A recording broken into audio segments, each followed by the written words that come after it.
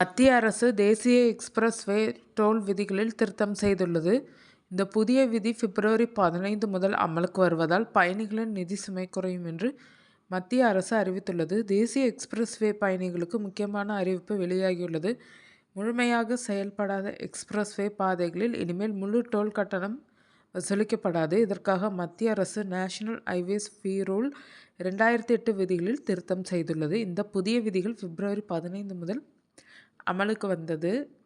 இதுவரை எக்ஸ்பிரஸ்வே முழுமையாக முடிக்கப்படாமல் இருந்தாலும் இயக்கத்தில் உள்ள பகுதியை பயன்படுத்தும் பயணிகளிடம் முழு பாதைக்கும் டோல் வசூலிக்கப்பட்டது. இதனால் குறைந்த தூரம் பயணம் செய்தவர்களுக்கும் அதிக கட்டணம் செலுத்த வேண்டிய நிலை இருந்தது. இந்த பிரச்சனையை சரி செய்ய புதிய மாற்றம் கொண்டு வரப்பட்டுள்ளது.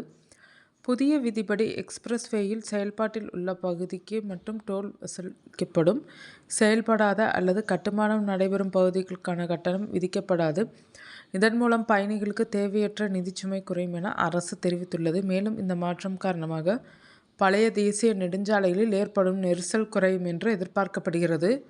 பயணிகள் செயல்பாட்டில் உள்ள எக்ஸ்பிரஸ்வே பகுதிகளை அதிகமாக பயன்படுத்த ஆரம்பித்ததால் போக்குவரத்து ஓட்டமும் வேகமாகும். சாதாரண தேசிய நெடுஞ்சாலைகளை காட்டிலும் எக்ஸ்பிரஸ்வே டோல் கட்டணம் 25% அதிகமாக இருந்தது. இனி அந்த அதிக கட்டணம் முழு பாதைக்கு அல்ல, செயல்படும் பகுதிக்கு மட்டுமே விதிக்கப்படும்.